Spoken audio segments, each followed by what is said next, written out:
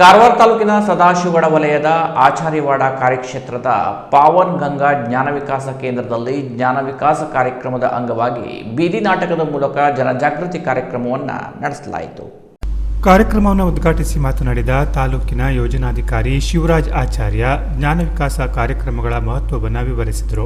ಬೀದಿ ನಾಟಕಗಳ ಮೂಲಕ ಸರ್ಕಾರದ ಯೋಜನೆಗಳು, ಸಮಾಜಮುಖಿ ಕಾರ್ಯಕ್ರಮಗಳು ಹಾಗೂ ಜನಜಾಗೃತಿ ವಿಷಯಗಳನ್ನು ಪರಿಣಾಮಕಾರಿಯಾಗಿ ಜನರಿಗೆ ತಲುಪಿಸಬಹುದಾಗಿದೆ ಎಂದರು.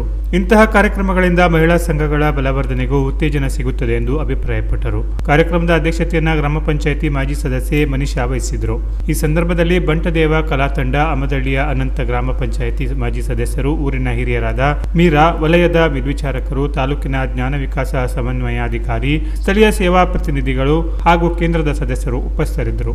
ಬಂಟದೇವ ಕಲಾ ತಂಡದ ಕಲಾವಿದರು ವಿವಿಧ ಸರ್ಕಾರಿ ಯೋಜನೆಗಳ ಮಾಹಿತಿ, ಪರಿಸರ ಸ್ವಚ್ಛತೆ, ಪ್ಲಾಸ್ಟಿಕ್ ಬಳಕೆಯಿಂದಾಗುವ ದುಷ್ಪರಿಣಾಮಗಳು ಹಾಗೂ ದುಶ್ಚಟಗಳಿಂದ ಉಂಟಾಗುವ ಅನಾಹುತಗಳ ಕುರಿತು ಬೀದಿ ನಾಟಕದ ಮೂಲಕ ಅರಿವು ಮೂಡಿಸಿದರು.